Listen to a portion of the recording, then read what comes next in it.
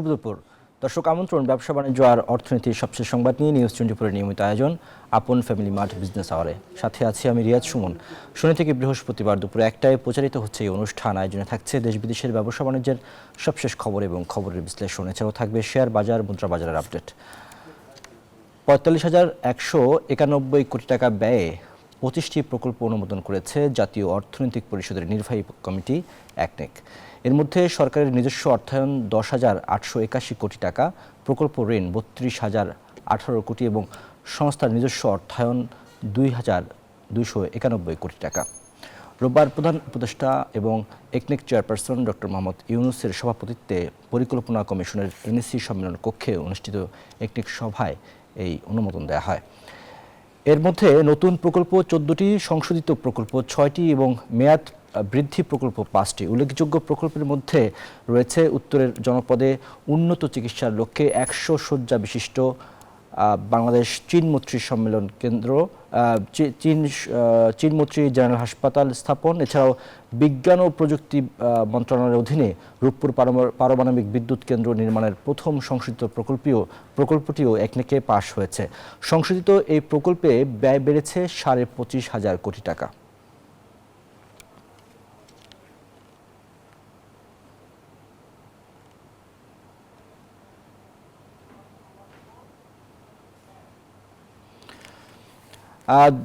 শেষ সময়ে প্রকল্প অনুমোদনের যে বিষয়টি, সে বিষয়টি নিয়ে আমরা আলোচনা করতে চাই। আমাদের সাথে আজকে আলোচনায় যুক্ত হয়েছেন জনাব তৌফিকুল ইসলাম খান, সিপিটির অতিরিক্ত গবেষণা পরিচালক।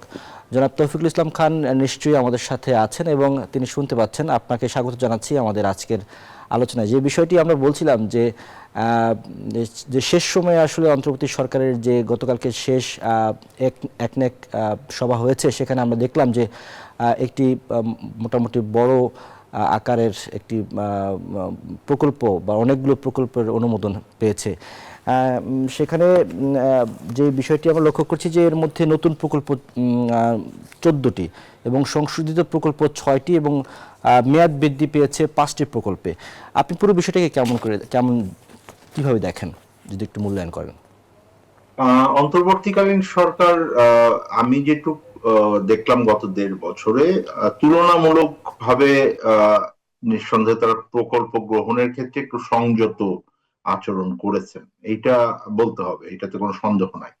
আপনি যেই একনেক সবার কথা বললেন, সেখানেও যদি আপনি দেখেন তাহলে আপনি দেখবেন যে এখানে দেশীয় অর্থায়নে পরিমাণটা মানে তুলনামূলকভাবে কম। এটা মূলত বিদেশি অর্থায়ন পুষ্ট যে প্রকল্পগুলো আছে সেই প্রকল্পগুলোকেই এখানে বেশি গুরুত্ব দেওয়া হয়েছে। যেটা বড় মানে 2-3টি বিষয় আমি দেখছি, সেটা তার মধ্যে একটা হলো যে বেশ কিছু প্রকল্পেই আসলে আগের থেকে এই ধরনের প্রকল্প নেওয়ার যে কার্যক্রম, এইটা চলমান ভাবে ছিল। এটা যে ইনিশিয়েট কতখানি করা হয়েছে এই সরকারের সময়, তা হয়তো না। যেমন ধরেন আপনার যে হাসপাতালটির কথা বলা হয়েছে, যে যেটা চীনের মানে সাথে ঋণের অর্থায়নে হবে, সেই ধরনের প্রকল্প আসলে কিন্তু আগে থেকেই আলোচনার ভিতরে ছিল এবং এটা নেগোসিয়েশনের ভিতরে ছিল। তো সেইটা হয়তো এখন একটা বের হয়ে আসছে। গুণগত দৃষ্টিভঙ্গি থেকে যদি আমি এই সরকারের সময়ের প্রকল্পগুলোকে দেখি, যেটা আমরা খুব স্পষ্টভাবে এখনো জানি না, সেটা হলো যে প্রকল্প গ্রহণের ক্ষেত্রে যেটা বড় দুর্বলতা আমরা আগে চিন্তা করেছিলাম দুটো। তার মধ্যে একটা হলো যে প্রকল্প গ্রহণের সময় যেই ধরনের ফিজিবিলিটি স্টাডি গুলো যত ভালোভাবে করা দরকার হয়, সেইটা পুরোপুরি করার ক্ষেত্রে এই সরকার কতখানি উৎকর্ষতা অর্জন করলেন, বা সেইখানে যে গাফিলতি বা ইচ্ছাকৃতভাবে দুর্নীতির জায়গাগুলো থাকতো, সেগুলোকে দূর করা গেছে কিনা, এটা এবং এটা সিস্টেমেটিক ভাবে একটা প্রাতিষ্ঠানিক রূপ পেল কিনা। দ্বিতীয় হলো যে আমরা একই সাথে যেটা দেখেছি, সেটা যে প্রকল্প দীর্ঘসূত্রিতা এইটা কন্টিনিউ করেছে। এইটাতে কোনো সন্দেহ নাই যে আমাদের আগে যেরকম সময় বাড়ানো হতো, সেইটা একই রকম ভাবে হচ্ছে, কারণ প্রকল্প বাস্তবায়নের গতি খুব একটা এখানে গুণগতভাবে পরিবর্তন হয়েছে বলে মনে হয় না। তৃতীয় যেটা আমি বলবো সেটা হলো যে প্রকল্প ব্যয় নির্ধারণের ক্ষেত্রে এটা কিছুটা ফিজিবিলিটি স্টাডির সাথে সম্পর্কিত। সেইটার ক্ষেত্রে আমরা যে ধরনের অনিয়ম দেখতাম সেইটা কতখানি হ্রাস পেয়েছে এটা হয়তো স্পষ্ট করে এই মুহূর্তে বলা যাচ্ছে না, কিন্তু কোন কোন ক্ষেত্রে সরকারের যারা দায়িত্বশীল ব্যক্তি আছেন তারা বলেছেন এই জায়গাটায় তারা কিছুটা কাজ করেছেন। কিন্তু আপনি যদি ভালো করে দেখেন আবার যে অনেক আগের যেগুলো অভিযোগ যুক্ত প্রকল্প ছিল, যেমন রূপপুর প্রকল্পের কথা আপনারা জানেন যে বালিশ কাণ্ডের নামে সেটা পরিচিত, সেইটারও কিন্তু আর এক দফা খরচ বাড়লো। তো এটার বড় যেই অভিঘাতটা আমরা দেখি সেইটা হলো যে এই পুরো প্রক্রিয়ার ভিতরে আপনার আমাদের জন্য বড় চ্যালেঞ্জ হয়ে যাচ্ছে যে প্রকল্প বাস্তবায়ন হওয়ার আগেই অনেক সময় প্রকল্পের যে ঋণ আছে এটার অর্থ ফেরত দিতে হচ্ছে, এবং কোন কোন ক্ষেত্রে আপনি সেই প্রকল্প থেকে আমরা যেই ধরনের সুফল পাবো ঠিক করছে ফিজিবিলিটি স্টাডিতে যেই নাম্বার গুলো বলা হচ্ছে যেটা থেকে রেভিনিউ এত আসবে বা এটা থেকে আমার যে পরিমাণ কন্ট্রিবিউট করবে ইকোনমিতে সেইটা আর পরে পাচ্ছি না। তার মানে ওই জায়গাগুলোতে দুর্বলতাটা যে ছিল সেইটা দূর করার জন্য কোন ধরনের প্রক্রিয়া কি করা গেল কিনা সেইটা এখনো আমরা সন্দিহান থাকলাম। আরেকটি বিষয় হচ্ছে যে আপনার কাছে প্রশ্ন, সেটা হচ্ছে যে আপনি জানেন যে অন্তর্বর্তী সরকার মানে ক্ষমতা গ্রহণের পর যে বিষয়টি আমরা লক্ষ্য করেছি যে অর্থনৈতিক স্থিতিশীলতা ফেরানোই ছিল তাদের প্রধানতম লক্ষ্য, এবং সেখানে আমরা কিন্তু বাস্তবে দেখা যাচ্ছে যে কাগজে উদ্যোগের বাইরে পরিচালন খাতে একের পর এক ব্যয় বৃদ্ধির সিদ্ধান্ত নেওয়া হয়েছে, এবং এতে করে অতীত নিকটের প্রথমবারের মতো গত অর্থ বছরে সরকারের পরিচালনা ব্যয় মোট রাজস্বের চেয়েও বেশি হয়েছে। এই বিষয়টিকে আপনি কিভাবে দেখেন? এইটা তো বড় চ্যালেঞ্জ, এটাকে দুভাবে দেখা যায়। একটা হলো যে পরিচালন ব্যয় বাড়ছে, এইটাকে নিয়ন্ত্রণ করা যাচ্ছে না বা এটা করার জন্য কোনো আসলে আমরা সুস্পষ্ট কোনো কৌশলও আমরা দেখি নাই যে এটাকে করা যাবে কিনা। এখন পরিচালন ব্যয়ের মূল যে দুটো উৎস, তার একটা হলো যে সুদের হারের যে পরিষেবা আছে, এইটা সুদের পরিষেবাটা আমরা কিভাবে দিচ্ছি। আমরা বিরাট অঙ্কের যে ঋণ করেছি সেইটার পরিশোধ করতে গিয়ে আমাদের অনেক বড় ব্যয় করতে হচ্ছে। দ্বিতীয় যেটা আছে সেটা হলো যে বেতন ভাতা দিয়ে, এবং বেতন ভাতা দিতে আপনারা আপনি নতুন করে যেটা এখন আলোচনায় আছে সেটা হলো পে কমিশনের রিপোর্ট। আপনি ঠিকই বলেছেন যে গত বছরে অনেক দিন পরে, এটা 80-র দশকে নিয়মিত ঘটনা ছিল, গত বছর যেটা শেষ হয়েছে 24-25 অর্থ বছর, যার প্রায় পুরোটার সময়ে অন্তর্বর্তীকালীন সরকার দায়িত্ব ছিলেন, সেই অর্থ বছরে প্রথমবারের মতন আমাদের যেই উন্নয়ন ব্যয় ব্যতিরেকে যে রাজস্ব ব্যয় আমরা অপারেটিং এক্সপেন্ডিচার বলি, সেইটাতে আপনার প্রথমবারের মতন আমার যে রাজস্ব আদায় আছে তার থেকে বেশি হয়েছে। তার মানে আমার যে সাধারণ পরিচালনার যে খরচগুলো আছে সরকারের, সেইটা আমাদের রাজস্ব আদায় দিয়ে মেটানো যাচ্ছে না, এবং আমরা অর্থ ঋণ করছি। তার আগের 3-4 বছরে আমরা যেটা দেখেছিলাম সেটা হলো আমরা ঋণ করে ঋণের অর্থ ফেরত দিচ্ছি। এখন হলো আমরা যে আমার পরিচালন ব্যয় সেটাই করতে পারছি না।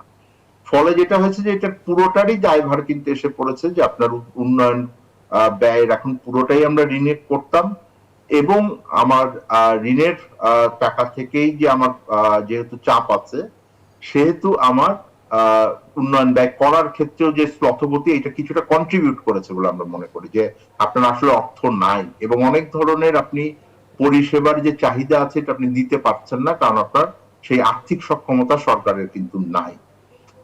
এইটা বড় আরেকটা যেটা কারণ সেটা হলো রাজস্ব আদায় পরিস্থিতি। রাজস্ব আদায় পরিস্থিতি ভালো না, এবং এইটাকে আমি যেটা বললাম যে প্রকল্প বাস্তবায়নের সাথে বা উন্নয়ন ব্যয় করার সাথে বা পরিচালন ব্যয় করার সাথে আমি দেখি সেটা হলো যে আমি যে ব্যয় করছি উন্নয়নের জন্য বা সরকার পরিচালনার জন্য সেইটা দিয়ে আমার যথেষ্ট পরিমাণ রাজস্ব আদায় হচ্ছে না। তো সেটা যদি না হয় তাহলে এইটা দিন দিন সরকারের যে আর্থিক সক্ষমতা থাকবে সার্বিকভাবে আমার জনপরিষেবা চালানোর জন্য বা উন্নয়ন ব্যয় করার জন্য সেটা সীমিত হয়ে আসছে। এবং এখনকার কনটেক্সটে যদি আমি বলি, নির্বাচনের আগে বিভিন্ন নির্বাচনী দল এখনো যদিও তারা আনুষ্ঠানিকভাবে তাদের ইশতেহার ঘোষণা করেন নাই, কিন্তু যেই প্রতিশ্রুতিগুলো দিচ্ছেন যেগুলো অনেক ক্ষেত্রেই উচ্চাকাঙ্ক্ষী, হয়তো জনগণের তুষ্টির জন্য তারা করছেন, কিন্তু সেইটা সরবরাহ করার মতো, বাস্তবায়ন করার মতন তাদের জনাব আর্থিক তৌফিক, আমরা সক্ষমতা থাকবে কিনা সেটা এই বিষয়টি নিয়ে আপনি যেটা বলছিলেন যে রাজনৈতিক দলগুলোর নির্বাচনী প্রতিশ্রুতি, আমরা এই বিষয়টি নিয়ে আপনার কাছে প্রশ্ন রাখবো। আমাদের কাছে এই বিষয়টির প্রতিবেদনও আছে, সেটি দেখে নেওয়ার পরে আপনার কাছে আসবো। তবে তার আগে আমাদের কাছে আজকের পত্রিকার কয়েকটি শিরোনাম আছে জাতীয় দৈনিকের, আমরা সেগুলো একটু আপনার সাথে দেখে নিতে চাই।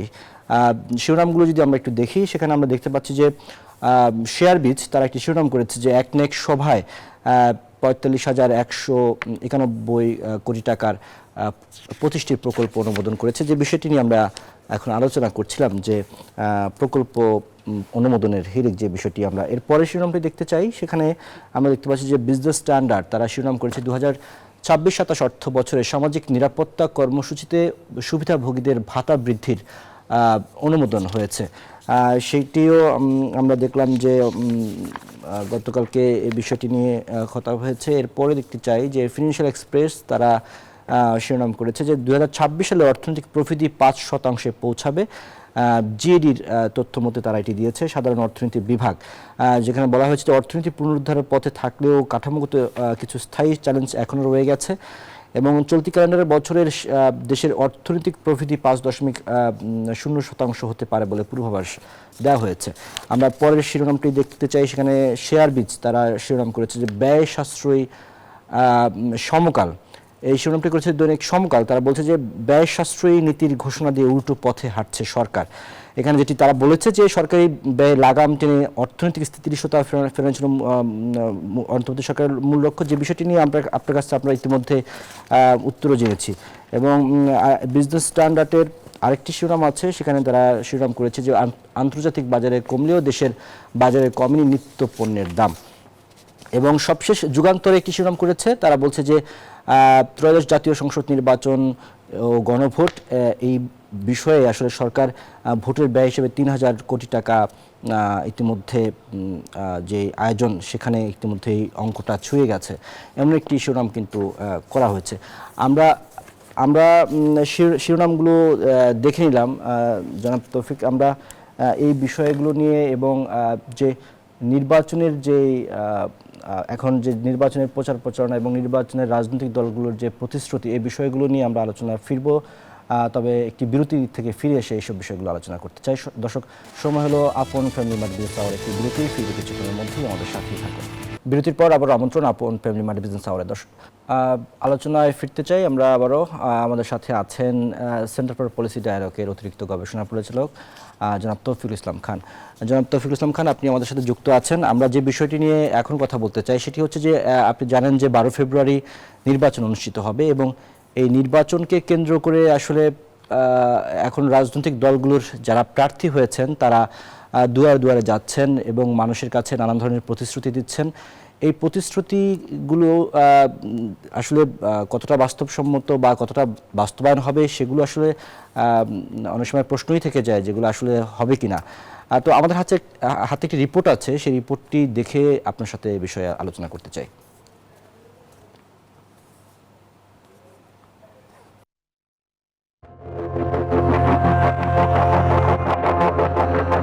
জাতীয় সংসদ নির্বাচন দেশের সাধারণ মানুষের কাছে বরাবরই ভোট উৎসব।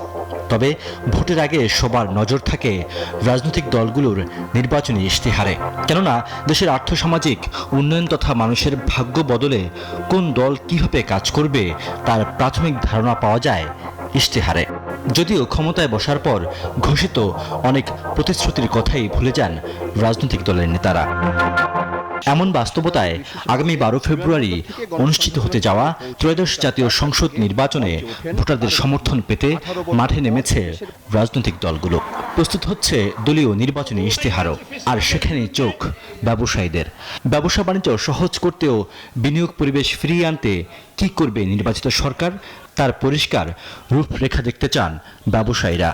অর্থনৈতিক একটা চ্যাপ্টার ইশতেহারে থাকবে, সেই চ্যাপ্টারে ওনারা বলবেন যে ওনারা কি কি করবেন, প্রায়োরিটি কি, অর্থনৈতিক ক্ষেত্রে যে সংস্কার, ইজ অফ ডুইং বিজনেস সহজীকরণের এই বিষয়গুলি খুব গুরুত্বপূর্ণ বলে আমরা মনে করছি। তো আমাদের এই রাজনৈতিক দলগুলি তাদের ইশতেহারে এই ব্যাপারে কতটুকু কি কাজ করবে সেই জায়গাটা পরিষ্কার হওয়া দরকার। মুক্ত বাণিজ্য চুক্তি, অর্থায়ন সংকট, রপ্তানির বাধা দূর করা এবং এলডিসি গ্র্যাজুয়েশন সহ বিভিন্ন বিষয়ে ইশতেহারে দৃঢ় অঙ্গীকার থাকবে এমন প্রত্যাশাও শিল্প উদ্যোক্তাদের। আমরা আশা করব যে ট্রেড এগ্রিমেন্টগুলো হবে, এলডিসি গ্র্যাজুয়েশন থেকে বের হয়ে আসার জন্য একটি টাস্ক ফোর্স গঠন করা হবে। আমাদের যে পলিসি সাপোর্টগুলো দরকার সেই পলিসি সাপোর্টগুলো আমরা পাবো, যাতে করে ইশতেহারে আমাদের রপ্তানি সেক্টরকে প্রাধান্য দিয়ে এ ধরনের কিছু পলিসি সাপোর্ট ইনক্লুড করা হয়। অতীতে নির্বাচনী ইশতেহারে উচ্চাভিলাষী ধারণা এবং ধোঁয়াশা ছিল উল্লেখ করে পুঞ্জীভূত অর্থনীতির চ্যালেঞ্জ মোকাবেলায় ইশতেহারে সুনির্দিষ্ট কর্মপরিকল্পনা ও প্রক্রিয়াগুলো কী হবে তা স্পষ্ট করা প্রয়োজন। ইশতেহারে বলি যে আমরা বাংলাদেশের অর্থনীতিকে উন্নত করব, সেটার জন্য বিভিন্ন পদক্ষেপ গ্রহণ করব, এই কথাটা বললে তো হবে না। তাহলে সেটা কিভাবে তারা করবেন, সেটা করতে যে কোন কোন জায়গাগুলোতে তারা অর্থায়ন করবেন, সেই সব বিষয়গুলোকে তাদের অগ্রাধিকার ভিত্তিতে তাদের সুনির্দিষ্ট করতে হবে। এছাড়া দুর্নীতিমুক্ত প্রশাসন গড়ে তোলা এবং অভ্যন্তরীণ আয় বৃদ্ধি করে ঋণ নির্ভরতা থেকে বের হওয়ার পথরেখা প্রস্তুতের পরামর্শ দেন বিশ্লেষকরা। উচ্চ মূল্যস্ফীতি, উচ্চ সুদহার, বিনিয়োগ খরা, দারিদ্র্যের হার বৃদ্ধি, রপ্তানি আয়ে ধস, এমনিভাবে অর্থনীতির বিভিন্ন সূচক রয়েছে নিম্নমুখী পর্যায়ে। সেই সঙ্গে আছে রাজনৈতিক অনিশ্চয়তা। এমন বাস্তবতায় দরজায় কড়া নাড়ছে ত্রয়োদশ জাতীয় সংসদ নির্বাচন। ব্যবসায়ী এবং অর্থনীতিবিদরা বলছেন, একটি অবাধ, সুষ্ঠু এবং নিরপেক্ষ নির্বাচন যেমন দূর করবে রাজনৈতিক অনিশ্চয়তা, তেমনি গতি আনবে অর্থনীতিতে। রিয়াদ সুমন, নিউজ 24, ঢাকা। আমরা আলোচনায় ফিরতে চাই। এই বিষয়টি ধরেই আমাদের সাথে জনাব তৌফিকুল ইসলাম খান আপনি আছেন।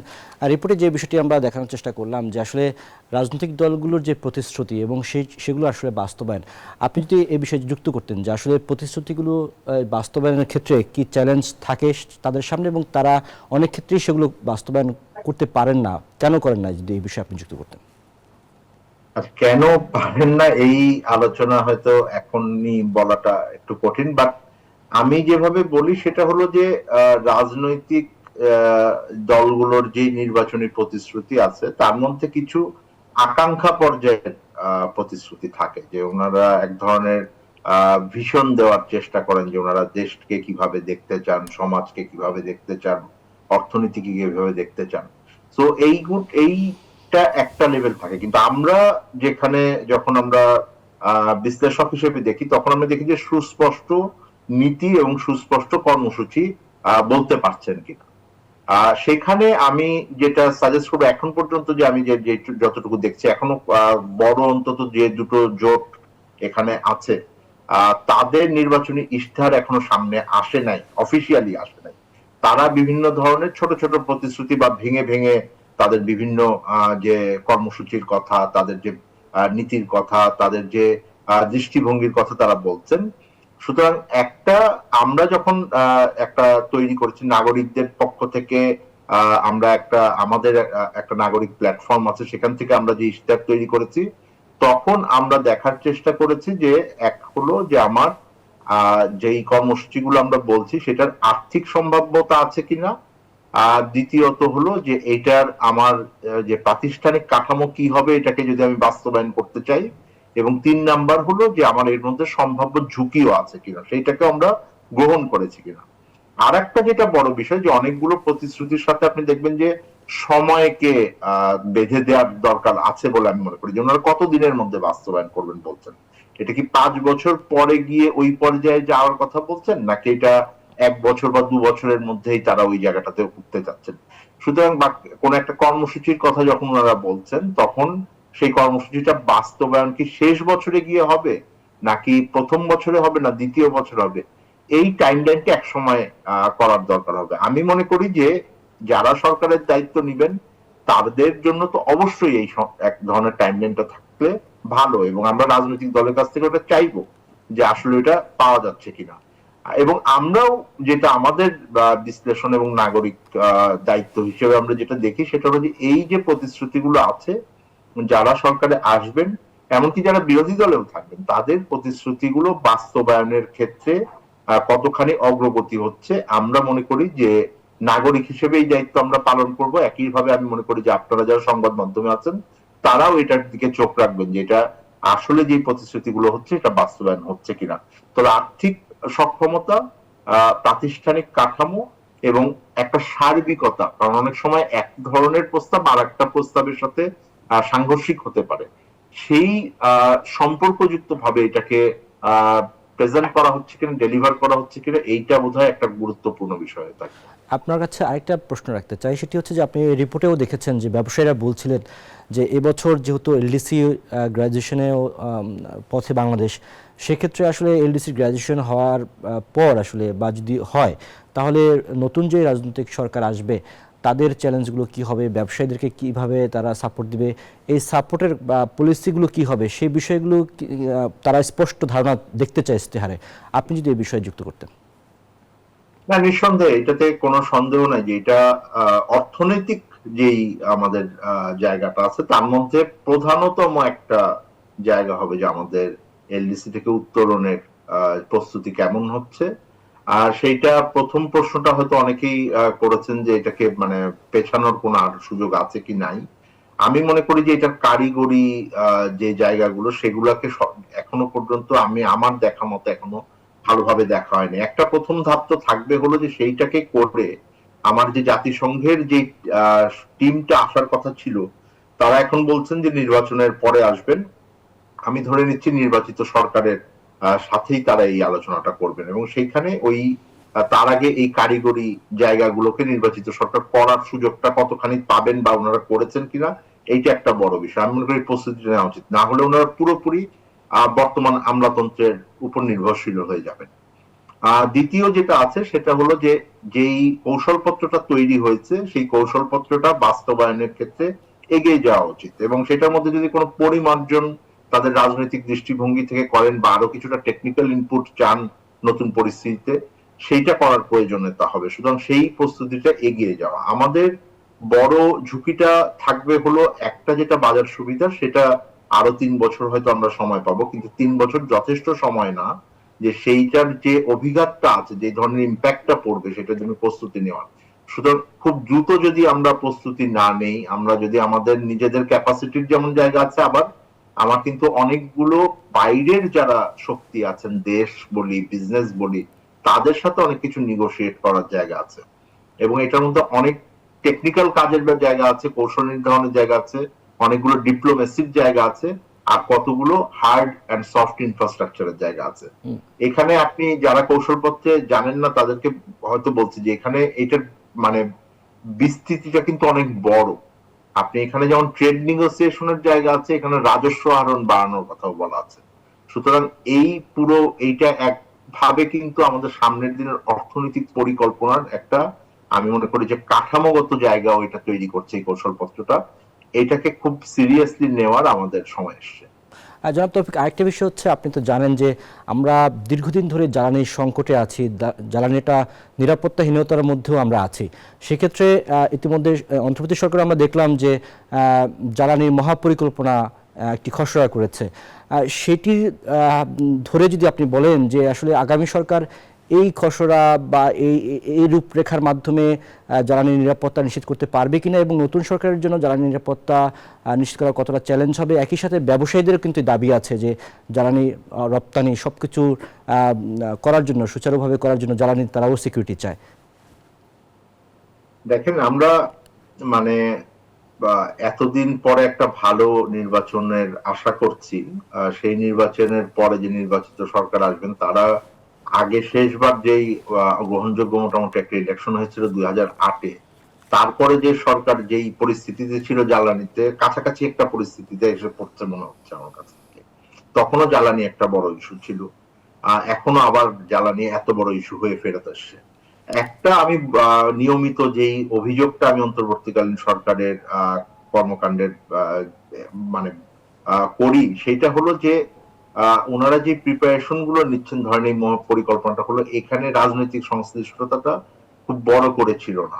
মানে এখন এটার টেকনিক এবং এটার ওপেননেস, টেকনিক্যাল অংশীজনকে অংশগ্রহণ করানো, এইগুলো খুব ইম্পর্টেন্ট হয়, কারণ জ্বালানি অনেক কমপ্লিকেটেড একটা জায়গায় কিন্তু খুবই গুরুত্বপূর্ণ আমার অর্থনৈতিক বিনিয়োগ, মানে রপ্তানি, সার্বিকতা মিলিয়ে আর কি।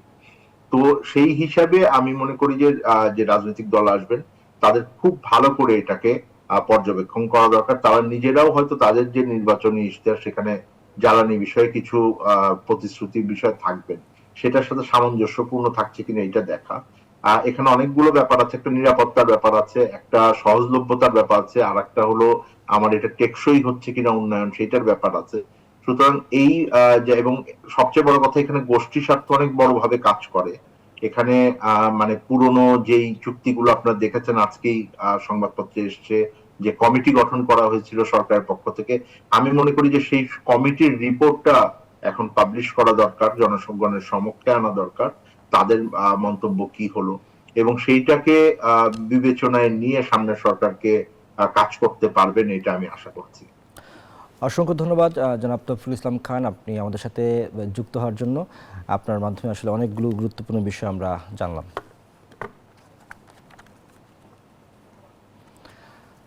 দর্শক, আপন ফ্যামিলি মার্ট বিজনেস আওয়ারের সময় হলো আরও একটি বিরতির কিছুক্ষণের মধ্যেই আমাদের সাথে বিরতির পর আবার আমন্ত্রণ আপন ফ্যামিলি মার্ট বিজনেস আওয়ারে। দর্শক, এবারে জানাবো শেয়ার বাজারের আপডেট।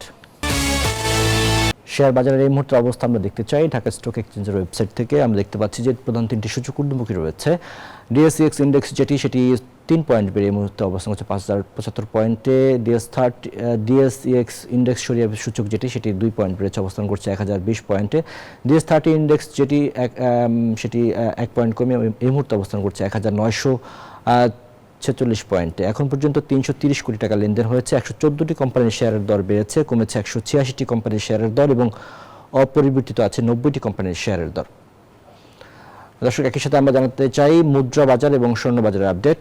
প্রথমে মুদ্রার বিনিময় মূল্য যদি আমরা দেখি, মার্কিন ডলার 122 টাকায় ক্রয় হয়ে বিক্রি হচ্ছে 123 টাকায়, ইউরো 138 টাকায় ক্রয় বিক্রি হচ্ছে 143 টাকায়, পাউন্ড 159 টাকায় ক্রয় বিক্রি হচ্ছে 166 টাকায়, চীনা ইউয়ান 16 টাকায় ক্রয় হয়ে 18 টাকায় বিক্রি হচ্ছে, সৌদি রিয়াল 32 টাকায় ক্রয় বিক্রি হচ্ছে 33 টাকা 20 পয়সায়, ভারতীয় রুপি 1 টাকা 25 পয়সায় ক্রয় বিক্রি হচ্ছে 1 টাকা 45 পয়সায়।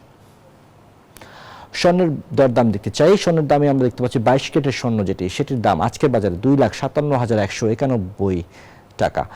21 ক্যারেটের প্রতি ভরি স্বর্ণের দাম 2,45,527 টাকা। 18 ক্যারেটের দাম প্রতি ভরি 2,10,419 টাকা। সনাতন প্রতি ভরি স্বর্ণের দাম রয়েছে 1,72,919 টাকা। একই সাথে জানাতে চাই রূপার দামে আমরা দেখতে পাচ্ছি যে 22 ক্যারেটের রূপা সেটিরও দাম বেড়েছে। 22 ক্যারেটের দাম আমরা দেখতে পাচ্ছি 6,882 টাকা। 21 ক্যারেটের দাম 6,531 টাকা।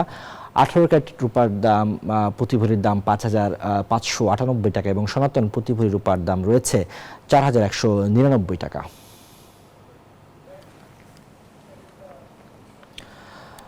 নিষিদ্ধ পণ্য শনাক্তে আরও কঠোর হচ্ছে কাস্টমস। এখন থেকে 7 দিনের মধ্যেই পণ্য টেস্টিং করতে কাজ করছে কাস্টমস। আন্তর্জাতিক কাস্টমস দিবসের আলোচনায় একথা জানিয়েছেন এনবিআর চেয়ারম্যান আব্দুর রহমান খান। এছাড়া একই সঙ্গে বৈধ পণ্য দ্রুত খালাস কাস্টমস ব্যবস্থাকে সম্পূর্ণ অটোমেটেড করার উদ্যোগ নেওয়া হয়েছে বলেও জানান এনবিআর চেয়ারম্যান। দেশে আমদানিকৃত পণ্য খালাসের জটিলতায় প্রায়ই চরম বিপাকে পড়তে হয় ব্যবসায়ী ও আমদানিকারকদের। তথ্য বলছে, চট্টগ্রাম বন্দরে পণ্য খালাসের সময়সীমা 11 দিন হলেও বেশিরভাগ ক্ষেত্রে তা গড়ায় 20 থেকে 30 দিনে। এতে একদিকে যেমন আমদানি ব্যয় বেড়ে যায়, অন্যদিকে বাড়ে পণ্যের দাম। এমন বাস্তবতায় নিষিদ্ধ আমদানি পণ্য শনাক্ত এবং বৈধ পণ্য দ্রুত খালাসে কাস্টমস ব্যবস্থাকে সম্পূর্ণ অটোমেটেড করতে যাচ্ছে জাতীয় রাজস্ব বোর্ড এনবিআর। রোববার এনবিআর ভবনে আন্তর্জাতিক কাস্টমস দিবসের আলোচনায় সংস্থাটির চেয়ারম্যান জানান, আন্তর্জাতিক বাজারের সঙ্গে পণ্যের মূল্য নির্ধারণ করে আন্ডার ইনভয়েসিং রোধের প্রক্রিয়াও হাতে নেওয়া হয়েছে। আমরা বাংলাদেশ ব্যাংকের সাথে কমার্শিয়াল ইনভয়েসের একটা ইন্টিগ্রেশনের কাজ এখন চলছে। বন্দরের যে অটো সিস্টেম আছে তার সাথে আমাদের এসএগুলোর ইন্টিগ্রেশন আমরা করার চেষ্টা করছি। এগুলো যদি আমরা ঠিকমতো করতে পারি তাহলে একভাবেই মালামাল খালাসে আরো বড় আকারে গতি পাবে। এনবিআর চেয়ারম্যান বলেন, আমদানিতে স্বচ্ছতা আনতে তথ্যের অবাধ সরবরাহ নিশ্চিত করতে চায় তার সংস্থা। এ লক্ষ্যে সরকারি সকল দপ্তরের সঙ্গে সংযোগ স্থাপনে কাজ করছে এনবিআর। আমাদের সাথে আমাদের ট্যাক্স পেয়ারদের সরাসরি যোগাযোগ যত কম হবে, ডিসটেন্স যত বেশি হবে, ওনারা ওনাদের জায়গা থেকে বসে ওনাদের ডিমান্ড করবে, আমরা আমাদের ডিমান্ডগুলো বের করবো। এই যে স্বচ্ছতাটা নিশ্চিত করা সম্ভব হবে এবং অভিযোগগুলো অনেক কমে যাবে, ওনারা রিয়েল টাইম পাবে, দ্রুততম সময়ের মধ্যে পাবে। সেটাই আমাদের ইচ্ছা। এ সময় এনবিআর চেয়ারম্যান বলেন, মানি লন্ডারিং সহ সব ধরনের অবৈধ কর্মকাণ্ড প্রতিরোধে কাজ করছে এনবিআর। সেই সাথে এনবিআর এর অটোমেশনে দেশীয় পরামর্শকরাই নিয়োগ পাবেন বলেও আশ্বস্ত করেন তিনি। এটা পরিপূর্ণ অটোমেশনই করার কথা। ফারজানা রিয়া, নিউজ 24, ঢাকা। ঢাকা আন্তর্জাতিক বাণিজ্য মেলায় ক্রেতা দর্শনার্থীদের আকর্ষণের কেন্দ্রবিন্দুতে পরিণত হয়েছে কারাবন্দীদের তৈরি বাহারি সব পণ্যের স্টল। পাটের ব্যাগ থেকে শুরু করে নকশি কাঁথা কিংবা আসবাবপত্র সবকিছুতেই রয়েছে নিপুণ হাতের ছোঁয়া। কারাগারের থেকেও কর্মসংস্থানের এই নতুন সুযোগ নিয়ে মামুন ইসলামের রিপোর্ট। নিখুঁত সেলাই আর রুচিশীল ডিজাইন, রঙের বৈচিত্র্য, সাথে টেকসই, এগুলো কোনো নামি দামি ব্র্যান্ডের পণ্য নয়। তৈরি হয়েছে কারাগারে অন্ধকুঠুরিতে সাজাপ্রাপ্ত কয়েদিদের নিপুণ হাতের ছোঁয়ায়। বাণিজ্য মেলায় দেশের 27টি কারাগারের বন্দীদের হাতে তৈরি এসব পণ্য সাজানো হয়েছে এই স্টলে। এখানে মিলছে প্রায় 400-রও বেশি পণ্য। এমন ভালো মানের পণ্য সাশ্রয়ী মূল্যে কিনতে পেরে খুশি ক্রেতারা। আমাদের দেশীয় পণ্য যেগুলি আছে প্রত্যেক স্টল থেকে চেষ্টা করবো একটা কেনার জন্য। তার মধ্যে এটা তো এক্সেপশনাল, এটা তো খুব ভালো। ওদের কর্মক্ষেত্র তৈরি হচ্ছে, ওরা কাজ করছে, জীবিকা উপার্জনের একটা ওয়ে তৈরি হচ্ছে। কারা কর্তৃপক্ষের মনে হয় এটা উদ্যোগটা একটা ভালো উদ্যোগ। যারা জেলখানায় থাকে তাদের মাধ্যমে এই যে প্রোডাক্টগুলো তৈরি করে জনগণের মাঝে দিচ্ছে। ক্রেতা দর্শনার্থীদের মতে কারাগারের বন্দীদের সাজার মেয়াদ শেষে এই দক্ষতা কাজে লাগিয়ে সমাজে পুনর্বাসিত হতে পারবেন তারা। সেই সাথে অবদান রাখতে পারবেন দেশের অর্থনীতিতেও। জেলখানা মানে থেকে পয়সা তৈরি করতেছে, এটা কত একটা নিজস্ব একটা গুণ না। আমাদের প্রোডাক্টগুলি ভালো হয় প্রতি বছরই, এজন্য এবার আবার আসছে। স্টক আউট হয়ে যাচ্ছে, আবার নিয়ে আসা হচ্ছে, আবার আউট হয়ে যাচ্ছে। কর্তৃপক্ষ জানায়, বন্দীদের স্বাভাবিক জীবনে ফিরিয়ে আনার প্রত্যাশার অংশ হিসাবেই এই উদ্যোগ। এখানে বিক্রিত পণ্যের লভ্যাংশের একটি অংশ সংশ্লিষ্ট বন্দীদের দেয়া হয়। যারা সশ্রম কারাদণ্ড প্রাপ্ত বন্দী, তারা তো তাদের কাজের বিনিময়ে রেয়াত পায়। রেয়াতের পাশাপাশি এই যে বিক্রিত পণ্যের লভ্যাংশের অর্ধেক তাদেরকে বিতরণ করা হয়। তাকে নৈতিক দিক থেকে যেমন পরিবর্তনের দিকে নিয়ে আসে, সংশোধনের দিকে নিয়ে আসে, তেমনি এই কাজটির মাধ্যমে সে কিছুটা হলেও লাভবান হয়। দর্শনার্থীদের ভিড় ও এসব পণ্যের প্রতি চাহিদাই বলে দিচ্ছে, বন্দী জীবনের গ্লানি মুছে কর্মসংস্থানের এই পথটি হতে পারে তাদের আগামীর পাথেয়। মামুন ইসলাম, নিউজ 24, ঢাকা। কারাবন্দীরা 4 দেয়ালে বন্দী থাকলেও তাদের যে হাতের নিপুণ কারুকাজ এবং হাতের নিপুণ যে কাজের পণ্যগুলো, সেগুলো আসলে মেলায় চলে এসেছে এবং সেগুলোরই খবর জানাচ্ছিলেন আমাদের সহকর্মী। দর্শক, এবারে জানাবো বিশ্ব বাণিজ্যের খবর। বিশ্ববাজারে সব রেকর্ড ভেঙে স্বর্ণের দাম প্রথমবারের মতো $5,000 ছাড়িয়েছে। গ্রিনল্যান্ড থেকে যুক্তরাষ্ট্র ন্যাটো উত্তেজনা আর ট্রাম্পের শুল্ক নীতির শঙ্কায় বিনিয়োগকারীরা নিরাপদ এই ধাতুর দিকে ঝুঁকছেন। পাশাপাশি ইউক্রেন গাজা যুদ্ধ, ভেনেজুয়েলার প্রেসিডেন্ট নিকোলা মাদুরোকে ওয়াশিংটনের আটক এবং ফেডারেল রিজার্ভের সুদের হার কমানোর পূর্বাভাস বাজারকে আরও অস্থির করে তুলেছে। এদিকে বিশ্বজুড়ে মুদ্রাস্ফীতি ও ডলারের পতনকেও এই দাম বাড়ার অন্যতম কারণ হিসেবে দেখছেন বিশ্লেষকরা।